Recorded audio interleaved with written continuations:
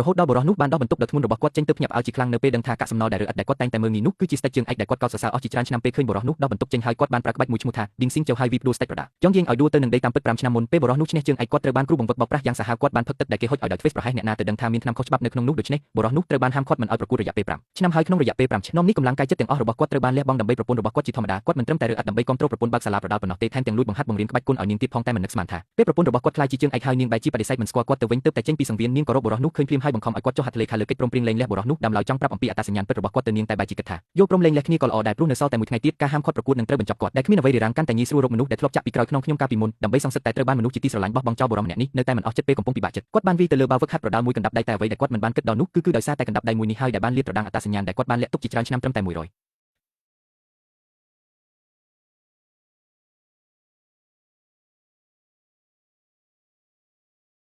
លោកជាងកុំយល់ច្រឡំខ្ញុំឈ្មោះលីវយ៉ាវខ្ញុំសូមអញ្ជើញលោកពិសេសចូលរួមជាមួយក្លឹបធានហាវដើម្បីចូលរួមការប្រកួតដ៏កំពូលសូមទោសលោកស្រីស្គាល់មនុស្សខុសហើយលោកសៀវនេះជាបានឈ្មោះរបស់ខ្ញុំបើលោក5ឆ្នាំមុនមនុស្សទូទៅចាត់ទុកជាងលីងធានជាបង្គោលនៃវិស័យកីឡាប្រដាល់ឥឡូវនេះមានម្ចាស់ជើងឯក9សម័យកាលថ្មីម្នាក់ទៀតគឺលោកលូឆឹងជឿទោះបីជាគេឈ្មោះលោកមិនសមនឹងការពិតក៏ដោយលោកពិតជាសុខចិត្តចាញ់មនុស្សអាក្រក់លាក់ពុតទាំងនោះមែនទេ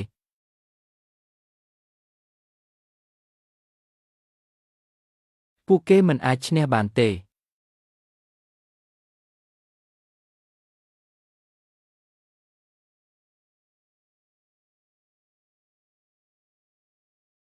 លុយ50,000នេះចាត់ទុកជាសំណងសម្រាប់ពួកលោកពីពេលនេះទៅរៀនរស់នៅឲ្យបានត្រឹមត្រូវទៅវានឹងសម្រាប់អ្នកអ្វីដែលអ្នកហៅថាកិត្តិយសវាមិនត្រឹមតែ50,000នោះទេខ្ញុំជាបក្សីដែលហោះហើរលើមេឃចំណែកឯអ្នកជាត្រីនៅក្នុងអណ្ដូងមិនដឹងតតែសោះថាពិភពលោកខាងក្រៅធំប៉ុណ្ណា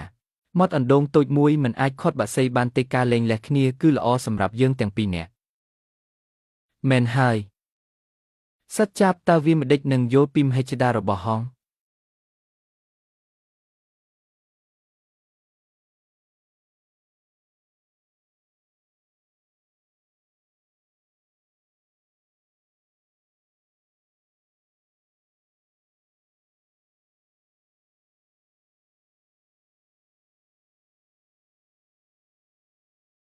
សាលាគុណឈៀនគុណសុទ្ធតែពួកមនុស្សអន់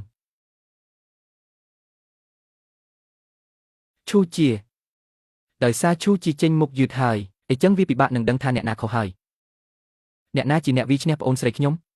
ប្រកាសជាប្រធានសាលារបស់យើងហើយចុះបាក់ណាកស៊ូករបស់ពួកអ្នកខ្លាចចាញ់មែនទេ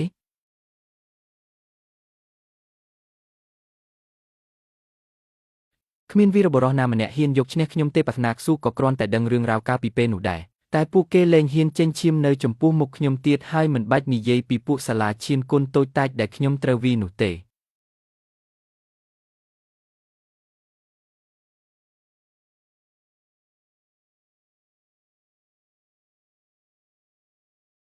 ជ្រុះហើយជ្រុះញាក់ទៅណាក៏ឃើញតែសក់និយាយទៅក៏លោកក៏លៀបណាក៏ឃើញតែសក់ដែរហើយបើនិយាយពីរឿងទឹកវិញណាស្ទះទឹកអស់ហើយដោយសារតែរឿងសក់ហ្នឹងប្រើអីក៏មិនដែរត្រូវដែរតែឥឡូវប្រើជាមួយនឹងឈុតសាប៊ូយូវ៉ែលតែមកអាទិត្យឲ្យឃើញប្លែកហ្មងណាសក់ក៏អន់ជ្រុះហើយសំខាន់ណាកូនសក់ដោះមកឡើងជ្រងច្រាំងហ្មងឃើញសក់ខ្លួនឯងឡើងភ្លឺលងឡើងតុនហ្មងណាឈប់ដៃអ្នកគ្រប់គ្រងនៅលើសង្វៀនជីវិតនិងសេចក្តីស្លាប់គឺកំណត់ដោយកម្លាំងនិងវាសនាលើចាញ់ហើយបែរជាមកបង្កបញ្ហានៅខាងក្រោមសង្វៀនពួកអ្នកទាំងអស់គ្នាពិតជាគ្មានច្បាប់ទម្លាប់សោះស៊ីវស៊ូក្រុមផ្លូវដែកសុទ្ធតែជាមនុស្សខាងតាវធានមិនអាចប៉ះពាល់បានទេទៅសុំទោសទៅប៉ុន្មានមានសិទ្ធិអីមកនិយាយអ្នកនិយាយត្រូវហើយក្បាច់ជើងឥតខ្ចោះម្នាក់តាមសមត្ថភាពអញ្ចឹងអ្នកចុះហត្ថលេខាលើកិច្ចសន្យាស្លាប់រស់នេះទៅបើថ្ងៃនេះឯងឈ្នះខ្ញុំក្រុមធានរងរបស់ខ្ញុំនឹងមិនយកទោសទៅឡើយបើចាញ់វិញពេលនោះឯងនឹងបាត់ពីលោកនេះគ្មានអ្នកណាចាំឯងឡើយល្អសៀវស៊ឺរឿងស្លាប់រស់វាគ្រោះថ្នាក់ពេកហើយក្រុមធានឡុងមិនដែលធ្វើអ្វីដោយគ្មានមូលហេតុទេនេះច្បាស់ជាអន្ទាក់ហើយអន្ទាក់ដ៏គ្រោះថ្នាក់ដោយការរំពឹងទុកមនុស្សទុនខ្សោយតែងតែមើលឃើញតែរឿងទាំងនេះខ្ញុំមិនខុសទេដែលបដិសេធរឿងនេះទៅបាត់ទៅជីងហួយទីនេះមិនមែនជារឿងរបស់ឯងទេខ្ញុំមិនមែនមានន័យបែបនេះទេខ្ញុំចង់និយាយថារឿងស្លាប់រស់នេះវូសាវ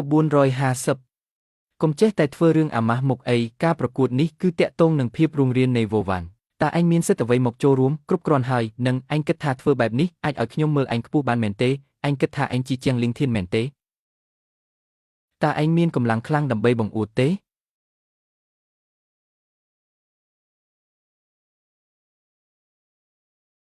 កិច្ចសន្យាស្លាប់រស់នេះបានចុះហត្ថលេខារួចហើយបងប្រុសចេញមក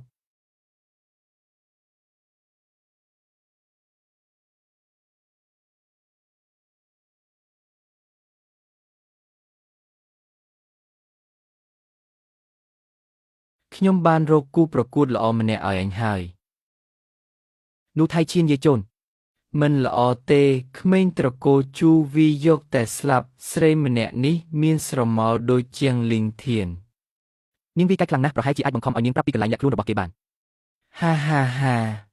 ការហ្វឹកហាត់យ៉ាងលំបាក5ឆ្នាំឥឡូវនេះទោះបីជាស្ដេចច្រកទាំង9លេខមុខមកក៏វាខ្ញុំមិនឈ្នះដែរ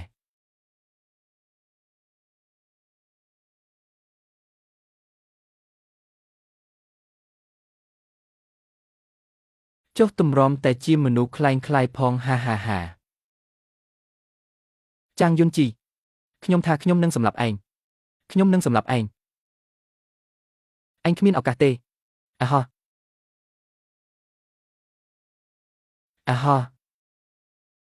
អ្នកមានឥទ្ធិពលដ៏ត្រចះត្រចង់យាយជុនលៀនកំពូលអ្នកខ្លាំងចៅសើលើកនេះជួបគូប្រកួតធ្ងន់ហើយនាងកញ្ញាតើត្រូវបន្តឬចុះចាញ់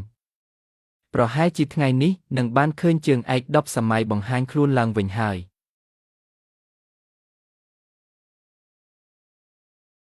ក្បាច់គុណតៃជីជាតិរបស់អ្នកស្ដេច9ទ្វារ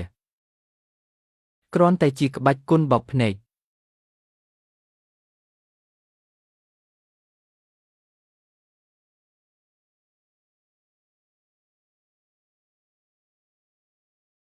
ថៃសៀវស៊ឺមិននឹកស្មានថាសូម្បីតែក្បាច់មួយរបស់គូប្រកួតក៏មិនអាចទប់ទល់បានដែរបងធំគឺអ្នកខ្លាំងក្បាច់គុណថៃពិតមែនត្រួតត្រាពិភពលោកតើនរណាអាចទល់នឹងគេបានអូលោកពូអាក្រក់តួឯកម្នាក់នោះចៅស៊ឺក៏រាប់ថាជាកីឡាការិនីមានប្រជាប្រិយម្នាក់ដែរបើគេចុះចាញ់បំរើឲ្យក្លឹបគុនលុនអ្នកគិតថាអាចទេអាចខ្លាចជាមេដឹកនាំបានទេបទពិសោធន៍នេះពិតជាល្អប៉ុន្តែត្រូវឲ្យខ្ញុំលេងសប្បាយមួយយប់សិនលីវហ៊ឺអូយហាអាចទទួលបានការពេញចិត្តពីចុងយីនោះជាភពសំណាងរបស់ចៅស៊ឺដែលបានកសាងមកមែនទេ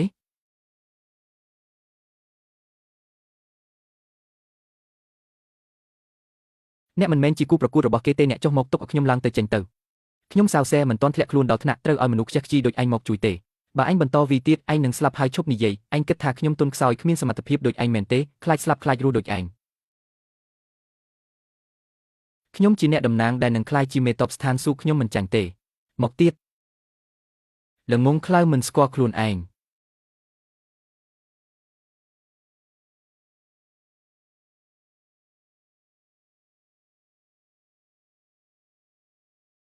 បើមិនព្រមចុះចាញ់ទេក៏ស្លាប់ទៅ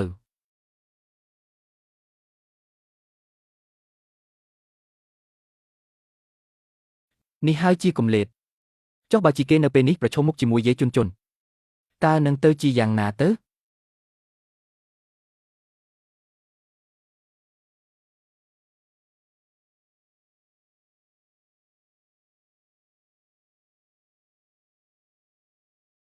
ថ្ងៃចុងក្រោយចុចខាងក្រោមដើម្បីទស្សនាវគ្គពេញ